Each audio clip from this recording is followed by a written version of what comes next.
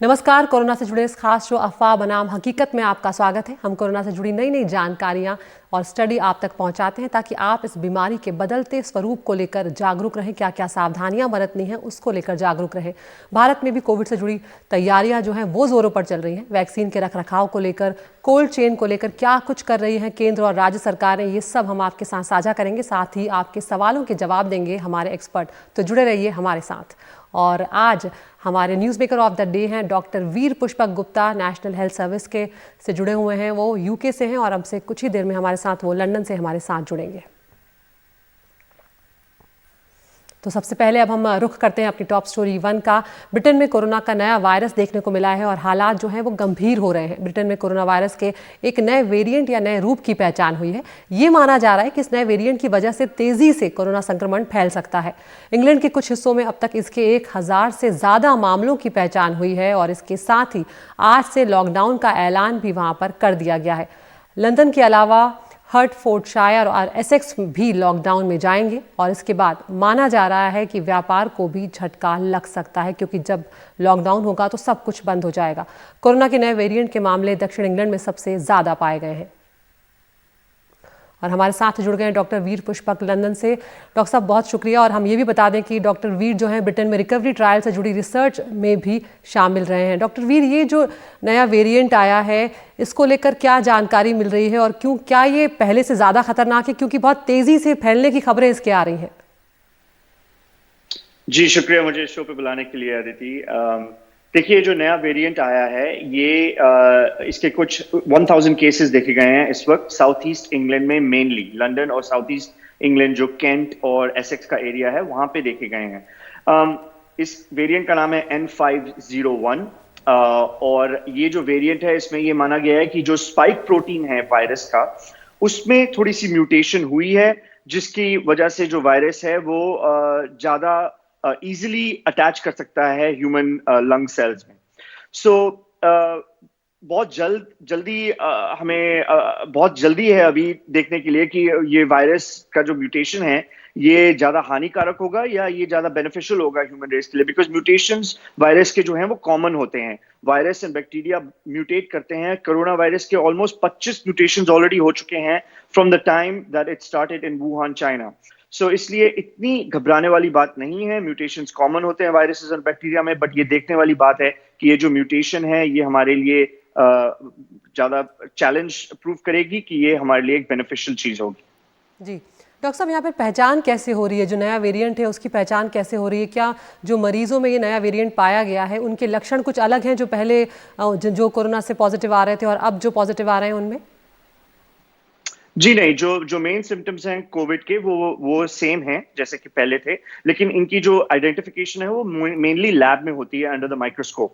सो जैसे मैंने आपको बताया कि जो जेनेटिक चेंजेस होते हैं वायरस में, वो एक बेसिकली जो इनकी चेंजेस हैं वो वायरस को सरवाइव करने के लिए आसानी देती हैं। तो सर्वाइवल ऑफ द फिटेस्ट जो है वो हर स्पीसीज में एक चीज है। ह्यूमंस भी सर्वाइवल ऑफ द फिटेस्ट को फॉलो करते हैं एवोल्यूशन के थ्रू मिलियंस ऑफ ईयर्स में, लेकिन वायरसेस जो हैं वो इसको जल्दी फॉलो करते हैं, तो उनका म्यूटेशन जो है वो बहुत जल्दी होता है टू प्रोटेक्ट देमसेल्व्स फ्रॉम जो हमने जो वैक्सीन्स बनाई हैं और जो मेडिकेशंस यूज कर रहे हैं हम उनके अगेंस्ट। तो ऐसे कोई सिम्टम्स में डिफरेंस नहीं आया है, बस सुनने को मिला है कि जो स्प्रेड है वो फास्टर है इस न्यू वेरिएंट का। जी डॉक्टर साहब, यहाँ पर ये भी आपसे जानना चाहेंगे कि पोस्ट कोविड दिक्कतें जो हैं वो भी लगातार बदलती जा रही हैं, तो क्या ये भी एक बड़ा रीज़न है जिस तरह से वायरस म्यूटेट होता है? देखिए, जब से ये वायरस शुरू हुआ है तब से हमको बहुत फाइंडिंग्स मिली हैं। ब्लड क्लॉटिंग जैसे आपने कहा, इसलिए आजकल हम पेशेंट्स को हेपरिन देते हैं जब पेशेंट्स एडमिट होते हैं हॉस्पिटल में। न्यूरल नर्वस सिस्टम और नर्व्स में इनका जो इफेक्ट है वो भी हमने देखने को मिला जब स्मेल और टेस्ट का जो सिम्टम है जो लोगों को फील होता है कोरोना वायरस से। तो ये जो सारे सिम्टम्स हैं ये अभी तक कुछ ज्यादा चेंज नहीं हुए हैं शुरुआत से लेकर अब तक, बट यस हमारी जो ट्रीटमेंट्स हैं वो बेटर हो गई हैं and they have prolonged the life expectancy of the patient inside the hospital. जी डॉक्टर वीर पुष्पक, बहुत शुक्रिया आप हमसे जुड़े और आपने तमाम जानकारियां साझा की। तो फिलहाल डॉक्टर वीर पुष्पक यही बता रहे हैं कि बहुत ज़्यादा डरने की ज़रूरत नहीं है, क्योंकि वायरस के बारे में यही कहा जाता है कि वो लगातार बदलता है और क्योंकि कोरोना भी वायरस है तो ये भी अब बदल रहा है, लेकिन फिलहाल जो वैक्सीन है वो उस पर कारगर है, इसलिए किसी को भी घबराने की फिलहाल ज़रूरत नहीं है। आगे बढ़ते हैं। भारत में वैक्सीनेशन की तैयारियां भी काफ़ी जोरों पर चल रही हैं। हम जानते हैं स्वास्थ्य मंत्रालय ने बताया है कि कोरोना वायरस की वैक्सीन स्टोरेज के लिए 29,000 कोल्ड चेन पॉइंट्स बनाए गए हैं, 41,000 डीप फ्रीजर होंगे, 316 रेफ्रिजरेटर समेत बाकी उपकरणों का भी इस्तेमाल किया जाएगा। बिजली और बिना बिजली वाले जो कोल्ड चेन हैं उनके उपकरणों का आकलन करने के लिए भी राज्यों को गाइडलाइंस जारी कर दिए गए हैं, यानी कि तैयारियां जो हैं वो काफ़ी ज़ोर शोर से चल रही हैं। 29,000 कोल्ड चेन पॉइंट्स हैं, 45,000 रेफ्रिजरेटर होंगे, 41,000 डीप फ्रीज़र होंगे, 316 रेफ्रिजरेटर होंगे, 240 walk in cooler, 70 walk in freezers. राज्यों को उपकरण ये दिए जा चुके हैं, पहले ही राज्यों में पहुंचाए जा चुके हैं। 36 राज्यों और केंद्र शासित प्रदेशों में बैठकें हुई हैं सरकारी अधिकारियों की। केंद्र और राज्यों में 23 मंत्रालयों की जो पहचान है वो कर ली गई है कि जो 23 मंत्रालय हैं इस वैक्सीनेशन की प्रक्रिया में उन्हें शामिल किया जाएगा। जब भारत में वैक्सीनेशन शुरू होगा, टीकाकरण शुरू होगा, तब कौन कौन से राज्यों में कौन कौन से मंत्रालय हैं जिन्हें शामिल किया जाएगा इस सब पूरी प्रक्रिया में की योजना में, और जब वैक्सीनेशन शुरू होगा उस प्रक्रिया में, उसकी ट्रेनिंग की प्रक्रिया में, और लोगों को जागरूक करने की जिम्मेदारी भी इन्हें सौंपी गई है। तो जहां तैयारियां चल रही हैं वहीं कहीं ना कहीं कुछ विवाद भी सामने आ जाते हैं। कोरोना वैक्सीन की तैयारी में कुछ सवाल भी अब नए जुड़ते दिख रहे हैं। मुंबई के केईएम अस्पताल में कोविशील्ड की क्लिनिकल टेस्टिंग से 6 वॉलंटियर्स जो हैं वो अलग हो गए हैं। उन्होंने दूसरी खुराक लेने से इनकार कर दिया। मुंबई में वैक्सीन से बचने की मुहिम भी शुरू होती दिख रही है, जबकि बीएमसी जो है वो अब लोगों को समझाने की मुहिम चला रही है। देखिए खास रिपोर्ट।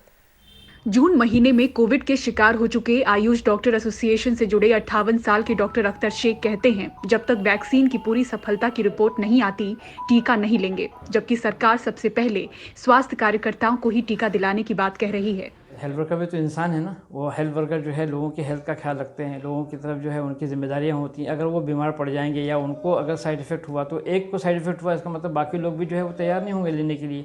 आप जो है अपने रूल के हिसाब से, अपने तरीके के हिसाब से आप किसी को प्रेशराइज कर सकते हो, मगर किसी के लाइफ से तो नहीं खेल सकते ना। जब तक एकदम 100% एफिकेसी नहीं होती, जैसे मैंने पहले कहा कि जब तक श्योरिटी नहीं होती, जब तक अंदर से जो है इंसान वो नहीं होता है, मुतमईन नहीं होता है कि मेरे को ये लगाने पे कोई प्रॉब्लम नहीं, तब तक वो क्यों लगाएगा, क्यों रिस्क लेगा अपनी लाइफ का।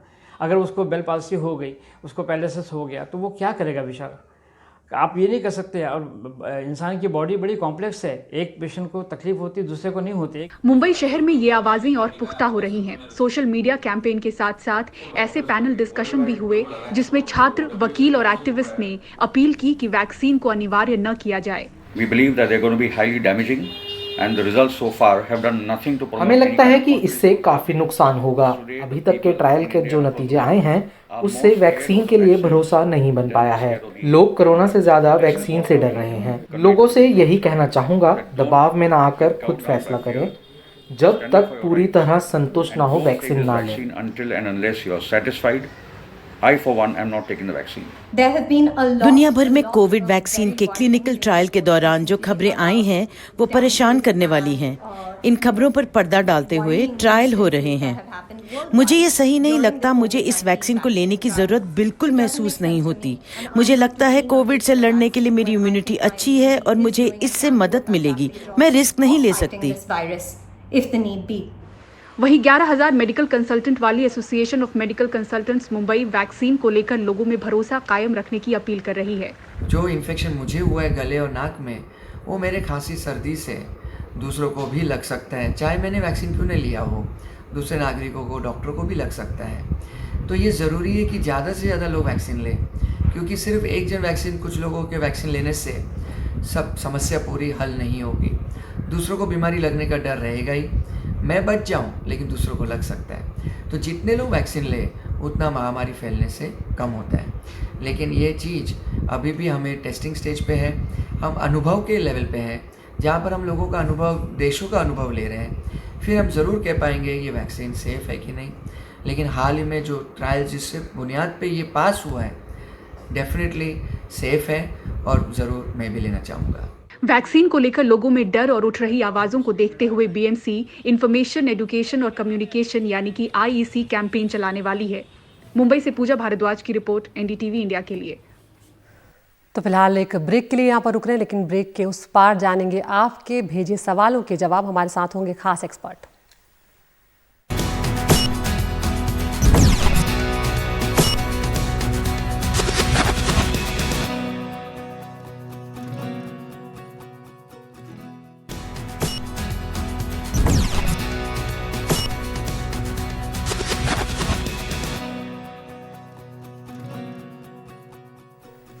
और ब्रेक के बाद एक बार फिर आपका स्वागत है। तो अब वक्त है आपके सवालों का और हमारे साथ खास मेहमान है डॉक्टर यतिन मेहता जुड़े हैं हमारे साथ, चेयरमैन है Medanta institute of critical care के। डॉक्टर साहब बहुत शुक्रिया हमसे जुड़ने के लिए। तो पहला सवाल अनुज पूछेंगे मुंबई से।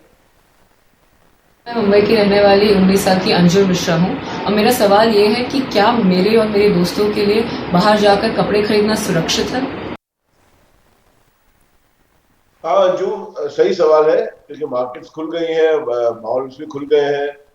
आप अगर मास्क पकड़ के जाओ और वो सारी हैंड हाइजीन वगैरह का करो तो वो बिल्कुल सुरक्षित है, कोई प्रॉब्लम नहीं। भीड़ में मत जाइए, थोड़े फ्रेंड्स के साथ जाइए, डिस्टेंस मेंटेन कीजिए, मास्क पहनिए and you will be alright.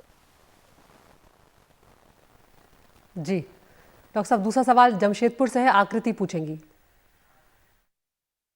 नमस्कार, मेरा नाम आश्रिति है और मैं जमशेदपुर से हूँ। मेरा सवाल ये है कि क्या बाजार में आधे घंटे रहने के बाद जब मैं घर आऊँ तो क्या मेरा कपड़े धोना उसके ठीक तुरंत बाद जरूरी है? देखिए, आपने एक तो मास्क का तो मैंने बता दिया है, बाहर जाइए मास्क पहनिए। हैंड हाइजीन प्रैक्टिस कीजिए। घर पे जब आएंगे तो आप अपने हाथ अल्कोहल से जो भी है एंटीसेप्टिक उससे क्लीन कीजिए। और अगर आपने बाकी लोगों को आपके कपड़े टच वगैरह हुए हैं भीड़ वाली मार्केट में, तो आई थिंक कपड़े बदलने में कोई नुकसान नहीं है, good idea to change it. But if you not, अगर आपने किसी से अपने कपड़े किसी को टच नहीं किए तो फिर कपड़े बदलने की कोई। डॉक्टर साहब ये भी बता दीजिए यहाँ पर कि जो लोग नए कपड़े खरीद कर लाते हैं उनको क्या कुछ दिनों तक रखना चाहिए या धोना चाहिए, उसके बाद ही पहनना चाहिए? देखिए, रखने की ऐसे कोई जरूरत है नहीं, क्योंकि बहुत 6-8 घंटे के उसके बियॉन्ड वो वायरस उस पर जिंदा नहीं रहता डेड सरफेस पे, पर्टिकुलरली कपड़ों पे। लेकिन ऐसे भी कोविड ना भी हो तो भी कपड़े आप खरीदे तो इट्स अ गुड आइडिया कि कपड़े धो के करें, क्योंकि पता नहीं कहाँ से आए हैं वो कपड़े, कितने हाथ टच किए हैं उसमें, धो के प्रेस करके फिर पहने। बिल्कुल, बहुत शुक्रिया डॉक्टर साहब आपका इस तमाम जानकारी के लिए। तो डॉक्टर साहब ने यहाँ पर बताया है कि जो एहतियात अगर आप बरतते रहेंगे तो कम से कम हम इस बीमारी को अपने आप तक पहुँचने से रोक सकते हैं, और जिनको हो गया है वो और भी सावधानियाँ रखें। तो मास्क ज़रूर पहनें, हाथ अपने कुछ समय पर धोते रहें और सोशल डिस्टेंसिंग का पालन करें। आज के लिए इतना ही, नमस्कार।